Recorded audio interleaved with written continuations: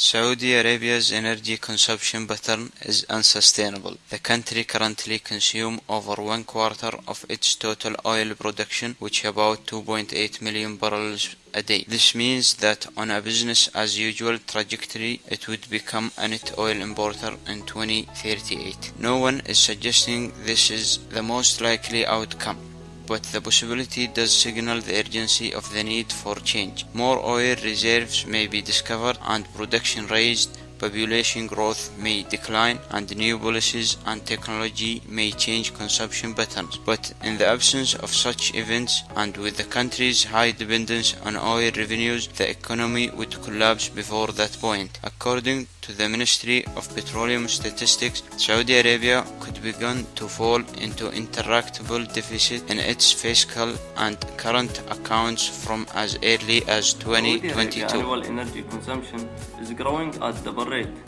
With high population growth and planned industrial development, growth in power demand will remain high under current policy conditions. Oil products have particular demand growth potential given that vehicles ownership, currently at 230 vehicles per 1,000 people, is only half the levels in Europe and Japan, and only 30% of that in USA, and hence far from saturation.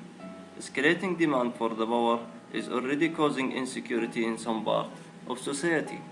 Electricity generation capacity has doubled in the last decade to around 50,000 megawatts, but still struggles to keep up with demand in summer, which raises by as much as 50%. Air conditioning is the crucial factor in this peak, accounting for around 52% of the country's total consumption during this period.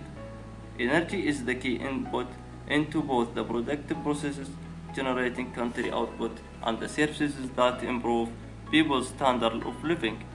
On these criteria, using more energy may be considered a good thing. However, using more energy resources necessary to produce certain outcome over time result in wasted resources, and therefore misses an opportunity to deploy them or invest their value elsewhere. So what's the solution?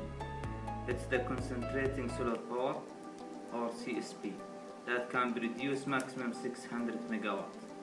Power tower is one type of CSP system that uses large flat mirror to reflect sunlight into solar receiver.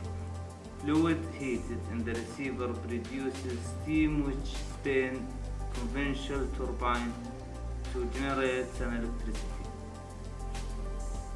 Simply how the power tower works: thousands of mirrors reflect sunlight into the receiver on the top of the tower. A computer controls the mirrors to move and focus the light to the receiver. In a steam power tower, water is pumped to receiver. Concentrated thermal energy heated to 1000 degrees Fahrenheit. Some of the superheated steam is stored in a tank where most is sent to power block. In power block, high pressure superheated steam will drive a turbine to generate electricity. One of CSP's great advantage is that thermal energy can be stored for later use.